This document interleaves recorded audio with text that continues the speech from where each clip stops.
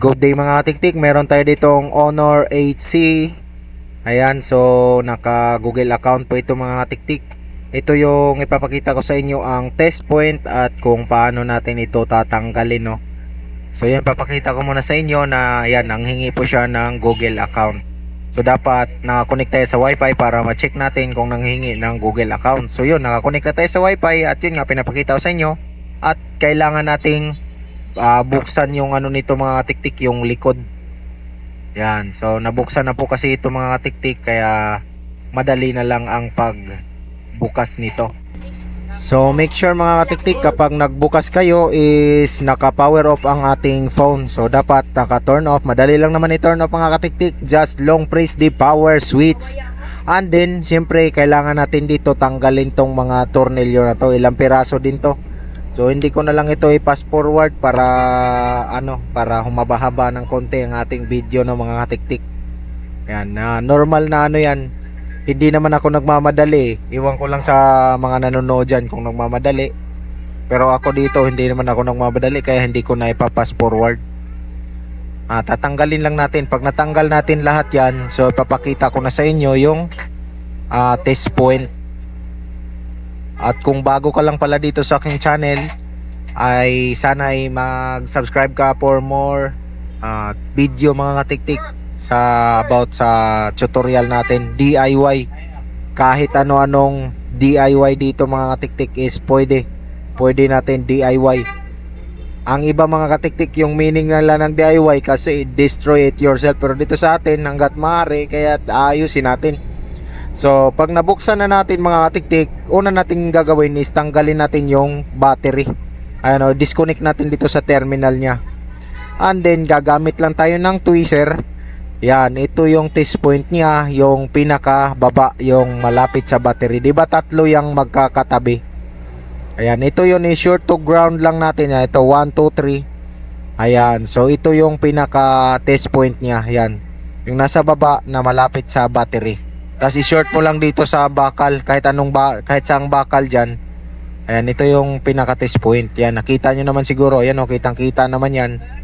Diba tatlo yon, yung pinakababa yon yung test point nya. So yun, sana makatulong to sa inyo sa paghahanap ng test point. Ito pa ay tested mga katiktik, no, dahil na-detect po at nagawa natin ang pag-remove ng FRP. So i-open ko lang yung tools para ma-ready. At syempre papakita ko rin sa inyo na mag-detect yan at mag-process yan na 100% na walang error. Ayan, so prepare natin tool. Hindi ko na in-screen recording kasi pareho lang naman maintindihan. Ayan, so ito yung tool natin. Punta ka lang sa Huawei na tab. Tapos dito is i-type mo lang yung X8. Wala pong C. So ito yun. Kasi hindi po available dito yung X8C. Pero yung tatanggalin natin mga katiktik is Honor X8C. Yung ABR-LX2, LX1, LX3. So tatlong klase po yan mga katiktik. Pareho lang yan, X8C. So sa ngayon working po siya mga katiktik sa version nya. Kasi minsan depende yan sa security patch version kung working. Kasi pag nag-update na sila ng security patch, minsan dinidisable nila yung test point. At yun ang mga dahilan kung bakit hindi siya madidetect sa ating PC. So yan mga katiktik, nakaka-disconnect tayo sa sa battery terminal. At pag nakita nating na-detect na, gamit lang tayo ng tweezer para sa test point. Pag nakita natin na na-detect na, ikabit natin yung battery. At pagkatapos ikabit yung battery, saka mo tanggalin yung tweezer na naka-test point. So yun, papakita ko naman sa inyo mga katiktik na detected. So ito yung mga katiktik ko, detected na yun, Qualcomm. Na-detect niya yung Qualcomm. So again, piliin mo yung X8 dito at i-click mo tong erase FRP. Ayan. So syempre antayin natin, ang lalabas dyan na model mga katiktik is X8. Pero yun nga, yung ginagawa natin is X8C yan, ABR-LX1. So ABR-LX1, LX2 and LX3 is the same lang. So again, sinasabi ko ulit, baka kasi malilito kayo Ayun, so success na po, rebooting na po ang ating phone mga katiktik. Yan. So nakikita nyo naman Ayan o, nagkusa na po siyang nag-on ang ating phone. Hindi ko muna kailangan pindutin pa yung power switch para mag-open. Yan, Honor. Ang kailangan mo na lang is hintayin mga katiktik. Yan, hintayin mo na lang na mag-open. So habang naghihintay tayo, pwede tayong mag-comment dyan sa baba. Comment lang kayo at baka makatulong tayo sa mga tanong nyo dyan. Baka lang kasi sa panahon ngayon mga katiktik, bihira lang tayo makabidyo dahil sa kabisihan ng ating mga peoples. Ayan, busy. Meron tayong ginagawang iba mga katiktik kaya na busy, bihira lang tayo upload. Pero hanggat maaari gusto ko mag-upload dito mga katiktik ng araw-araw tulad dati. So yun, di na tayo kailangan dito mag-connect ng wifi, skip na lang natin kapag nagbukas. Ayan o, so hindi na hinihingi ang kanyang Google account. Ayan o, di na hinihingi mga katiktik at magbukas na yan.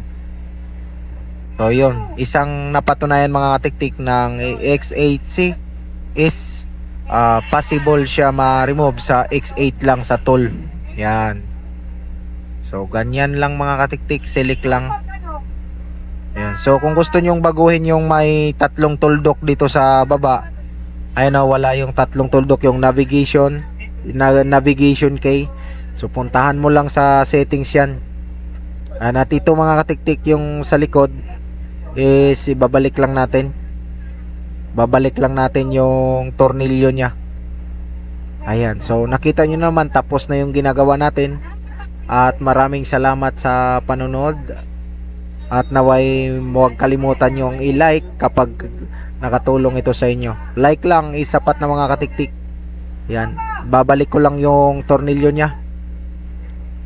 So again, yung yung tatlong doon, yung home, back at saka recent. Kung gusto niyo baguhin, pumunta ka lang doon sa gestures, navigation key.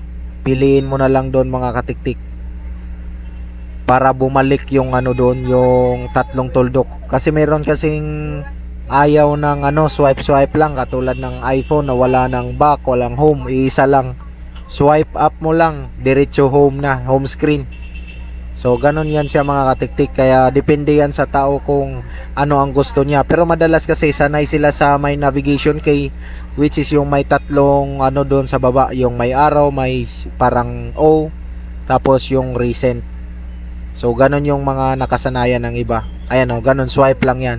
So ito, papakita ko sa inyo mga katiktik. Pupunta lang tayo dito sa tatype lang nating navigation key, yun. Dito lang pupuntahan natin yan. Pipiliin natin ito. Yan yung may tatlong tuldok yan. Ito lumabas na. So hanggang dito na lang mga katiktik ang aking tutorial, at hanggang sa susunod ko na video. Maraming salamat sa panonood.